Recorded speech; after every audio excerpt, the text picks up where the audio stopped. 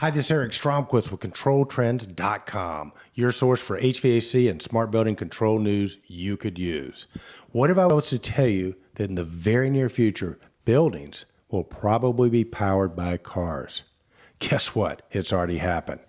And to find out more about this, we actually talked to a technology futurist.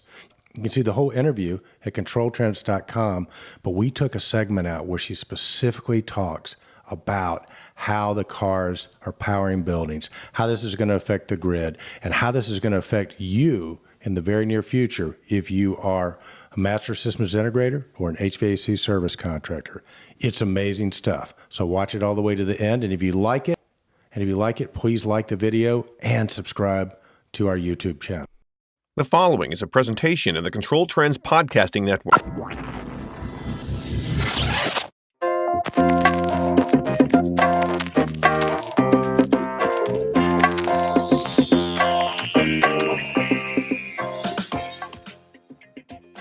Excited. We're going to be talking about the future, and we've got the perfect guest. How about introducing her? We sure do. In fact, we have our very first technology futurist on the Control Talk Now show, and we have an incredible author. She's an academician. We'd like to welcome Sudha Jamthe to Control Talk Now. Welcome to the show. Welcome, Thank Sudha. you for having me. Thank you for having me. It's a pleasure. Well, I guess the first question I got to ask you is, how did you become a futurist? I come from a tech background where I built products and worked in technology industry. My last corporate job was at eBay, and I used to work with data, heading their mobile analytics division. So it was focused on how do you shop from the phone and iPad and across different platforms. And I was watching this world of everything getting connected, and it was started with the wearables for me. And so I get excited about new technologies. I knew that all my life. And being in operational experience, bringing operational experience from industry kind of grounds me. And I started thinking about, okay, is this hype or is this real? And I realized there was so much hype and noise about Internet of Things and artificial intelligence and how everything is going to be connected, but nothing was set in stone. So I got excited and started thinking and researching, and then I wrote my books. And that's how I became a technology futurist, where I stick my head out and say, 2020, there's going to be AI or autonomous vehicles, or 2030 is my prediction for autonomous vehicles. 2020, I see AI everywhere. Yeah, well, I just wanted to applaud you because Eric has already read one of your books, and I'm going to catch up to him. But the one book, the 2030 Driverless World, the business transformation of autonomous vehicles, that's how you caught our attention at first with Automated Buildings. Last edition of Automated Buildings, we saw the Nissan Energy Share article that you put in there, and it was an amazing concept. Could you just briefly cover the incredible technologies and highlights of that article? So that was about how buildings can be powered using autonomous vehicles. So everybody thinks of autonomous vehicles as, hey, we don't need to drive, and a car is just going to drive us around everywhere. In reality, for everything that gets connected, we need energy. And so there are these batteries, which are for electric vehicles, becoming two-way. So the vehicle can charge itself and then hold the charge in the battery so that it can drive. So now what Nissan did, and a few other car companies have also tested this out in Europe, but Nissan brought it to US and said, hey, we are just not only having a two-way battery for the car to hold the charge, but we are going to show you how it can charge a building. And so they have actually powered their own headquarters here. And so that got me thinking, and that is called V2G, which is vehicle to grid. Essentially, the car can give the charge back to the electric grid. And if you think about it, it is drawing from the grid, but it is also sending back to the grid, but it is managing what is called as demand response. Amazing. And that got me thinking, and that's what this article is about. So V2G, what if there's a blackout? You could just get an autonomous vehicle driving up and charging the building back. And that's the core concept of that article.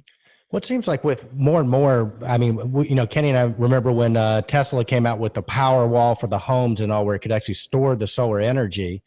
And with the advent of blockchain and things like that, it seems like we got a whole brave new world when it comes to energy. I remember growing up, for example, that my parents would always say the safest thing you can invest in because they're bulletproof is the utilities. But speak about how that might change and how that would work, because I think for our integrators and building owners, this is something to be interested in. So, like I said, we need energy for anything that's going to be connected. And with the new world of everything getting connected, there is a whole concept of vehicle, not just vehicles. I want to redo this part. Thank you for that option. Yes. So buildings are going to need charge. Buildings are going to need electricity, not just for the regular functioning, but as more and more devices get connected inside the building. So to bring this charge, the building itself could have solar panels. Like I have solar panels in my house, and it goes back to my grid. It doesn't just power my house directly. It's possible that could happen. But what is evolving, and you mentioned blockchain, what is evolving is there are small microgrids that's being created by many startups using blockchain, where there could be a little substation just made for your building or for a office complex. And so it doesn't have to bring charge from somewhere across the country and go through transmission in bad weather. It just on demand, it will produce what you need and it'll give it to you. And in fact, I was talking to somebody recently who works in NLX, which is the Italian utility company, NL's R&D unit here. And she was talking about how she uses artificial intelligence and machine learning to actually look at every meter in a building and predict what would be the demand and what is the optimal time to turn on certain instruments in the complex. And I think that gets back to our systems integrators that are putting in data analytics packages in the buildings and collecting the data. So what I hear you saying is an opportunity for our customers, both the owners and the integrators, is to be able to bring those data points in, and then, they could correlate that with impending weather or whatever, and then from that they can predict how much energy they're going to need and if they need to go to an alternative grid. Correct? That's right. Right. In fact, go ahead. I'm sorry. No, I thought that was a segue into data. If you want to ask something else, I can wait. Oh, we'll segue any way you want to segue, because Ken and I are big seguers. This is so much fun. I have to tell you, I'm having so much fun here. We're having fun too. I'm so glad you're on the show with us. This is great. No, let's go with the segue. What I was going to do is just mention that one of the other articles on Ken St. Clair thing, they did that exactly what Eric mentioned. It showed by having Sky Foundry, John Petsy contributed to the article, and then had an expert on sustainable energy, and then it had an expert on the grid markets and how electricity is priced based on how much is available and how, and then we always do peak demand. Peak demand is a very important part of our world, because once you go into peak demand, you will pay that rate, the highest possible rate for the rest of 365 days. And you have 15-minute windows. So you have to have some pretty reliable metering, reliable software, and a good program. And then we do those strategies. Strategy one might be change the set points up or down, or stagger the equipment. Every odd number of pieces of equipment shuts off for 15 minutes. So we live in that world. It's a smaller, easier world. But when we start talking about the grid and the real like a microcosm we live in, you guys are talking macro, and so we're not familiar with the macro world. It's just fascinating to me to think a car can play an important role in the grid and power up a building in the emergencies, like a power generator. Right. What I hear Sudha saying is, because Sudha, in our world before, it was like Kenny said, you turn equipment off, which basically means somebody in the building might be getting too hot or too cold because you're turning the power off to eliminate that peak demand.